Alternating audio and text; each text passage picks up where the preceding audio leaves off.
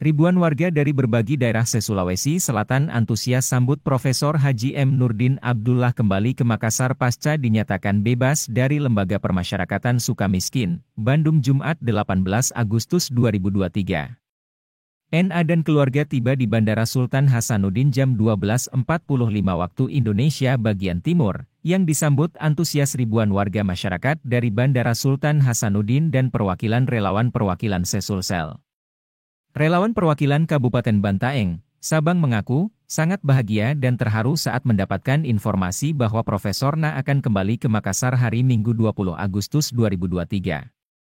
Dirinya menuturkan, selama 2 tahun terakhir sudah sabar menanti kembalinya Profesor NA khususnya di Kabupaten Bantaeng.